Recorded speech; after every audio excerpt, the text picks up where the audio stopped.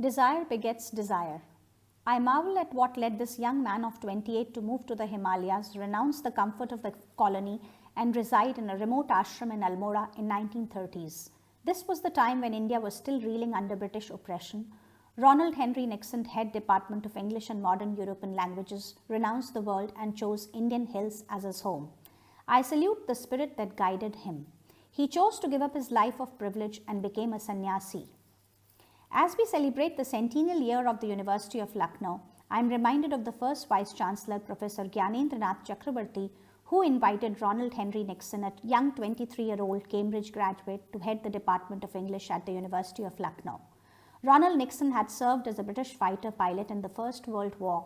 A miraculous escape in mid-air compelled him to think of the transitory nature of life. He joined King's College, Cambridge, and during his stay he developed an interest in Theosophy, Buddhist studies and Pali. Early 1920s he came to India and took over as head of the Department of English, University of Lucknow. Vice-Chancellor Gyanendra Chakrabarti was a close associate of Annie Besant, and R.H. Nixon found a kindred soul in him who could enlighten him on matters close to the spirit. It is also interesting to note that Chakrabarti's second wife, Monica, a mother of 4 children, once expressed her desire to become a Vairagin and was initiated as a nun by none other than her husband, Gyanendranath Chakrabarti, into the Vaishnava fold. After renouncing the world, Monica became Yashoda Mai, and Ronald Nixon followed her to Almora. A formal Guru-Shishya bond was established between the two. Ronald Nixon too took the vows of celibacy and chose the life of a monk. As Swami Krishna Prem, he settled in Almora and built a Radha Krishna temple. Mir Tola, an ashram near Almora, became their spiritual abode, and together they practiced Vaishnavism. As per the rules of monkhood, Ronald went on foot begging for food for himself and his guru. After the death of Yashoda Ma in 1944, Swami Krishna Prem became the head of the Mir Tola ashram. He is considered to be the first foreigner to be initiated into the orthodox Gaudiya Vaishnava Sampradaya. This religious movement was spearheaded by Chaitanya Mahaprabhu and has over the years led to the Hare Krishna movement, an international society for Krishna consciousness. In 1948, he came in contact with Sri Aurobindo, the mother, and Sri Ramana Maharshi.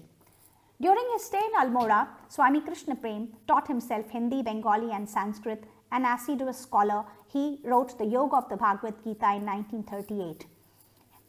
In his quest for self-realization, he gave up his family, home and his country.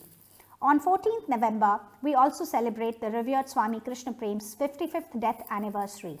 It is ironical to lay claims on one who gave up everything, his life, career and all the trappings of this earth, renounced his family, name and also his country. We are happy and proud that the Department of English was blessed by his presence, and it was in Lucknow that he found his spiritual guide and mentor who opened the path of self-realization for him through bhakti and selfless service to God. His last words as he lay on his bed, waiting to relinquish the body, were, "My ship is sailing." Here lies abundance and surrender, emptiness becomes fullness, and once there are no battles to fight, no space to conquer, neither grief nor longing am I am only love.